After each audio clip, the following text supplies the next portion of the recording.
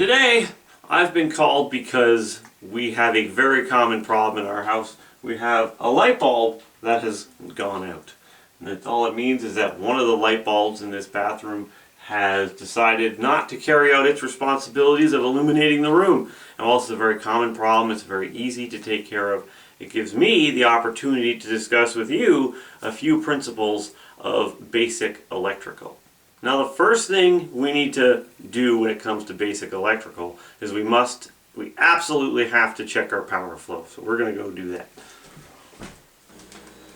Checking your electrical flow is both really important and actually really simple. There are a lot of electricians out there that might try to scare you into thinking you need some special device in order to see whether or not your lines are active and whether you have optimal electrical flow for your house, when really you don't. All you really need is a fork. I have a fork. Thank you. So all you need is something as simple as a fork in order to find out whether or not you have optimal electrical flow. But Dad, the lights are on. Yes. Thank you.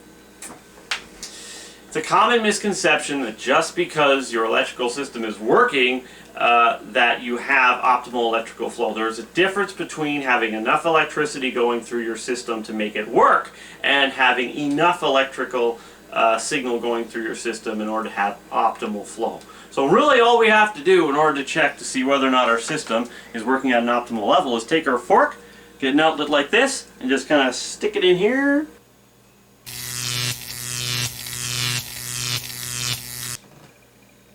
Power flow is good!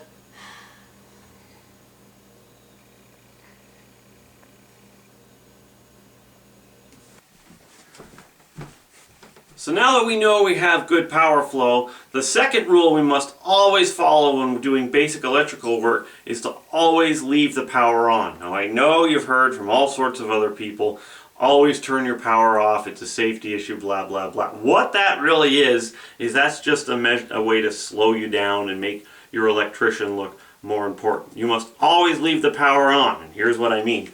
How do I know that this light bulb isn't working? I know because the power's on and it's off. When the power's on, I know that it's supposed to be on. And when I can see it's acting different than the other bulbs, then I know it's not doing what it's supposed to do. If I turn the power off, for all I know now is none of these are working. Okay? I can't see a difference from one to the other. It looks like they're all not doing what they're supposed to do. But if the power is on, I know that one of them is dead. You absolutely do not want to turn your power off. Here's another reason why. Another reason you want to always work with your power on is because if you're going to turn your power off, that's going to occasionally require you to interact with your fuse box. Most guys don't do anything with their fuse box except reset the breaker. And what that means is you just find the switch that's turned the opposite way of all the other switches, and then you switch it back to normal and voila! Everything works. If you want to stay away from this beast, as most of us do, you're going to have to just work with the power on. Another great reason to stay away from this thing is, when is the last time you could actually read the labels on that? Nah, keep the power on. So now that I know I have good electrical flow, it's time to change the bulb. So what I've done is I've actually gone out to the store and I've purchased the light bulbs that I'm going to use. You're going to find when it comes to electrical work, you're just going to be replacing everything.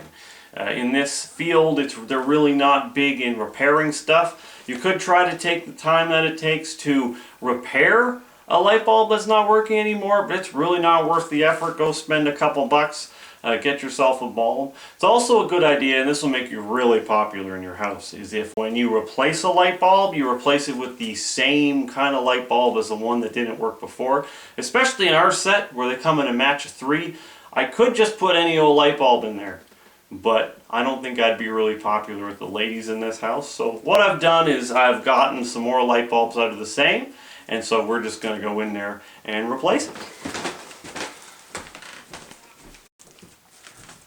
So now we've got our light bulbs, okay, we've checked our power flow, we know which one is not working because the power's on. We've taken the time to keep away from any extra steps by not messing with our fuse box.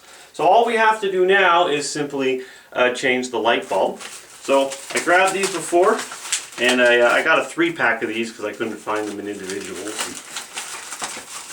I figured 3 was convenient because I got 3 there and I had 3 boxes here at one point. So all we're going to do, we're going to take the dead one out.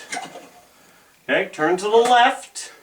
Get the dead one out. We'll just set that aside. And then we're going to put the good one in. And the way we're going to know that it's in and that it's ready to go is it will turn on because the power's on. Always leave the power on. Always. So we put it in. We just turn to the right. Voila. You can see in the bathroom. Everything's good to go. You can do this with light bulbs all over your house, okay? You can do them on the outside, on the inside, whatever. Just follow these basic principles and you're good to go. And again, you get to look like a big hero in the house because all the light bulbs work and everybody can see. So there you have it. Those are a couple principles you can use for you doing basic electrical work. And I've also demonstrated how to properly change a light bulb.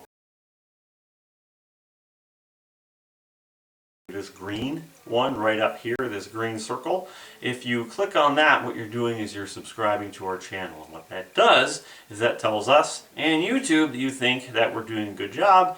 And every time you go onto YouTube when you're signed in, it'll show you some content from our channel. So like and subscribe, and we'll see you next week.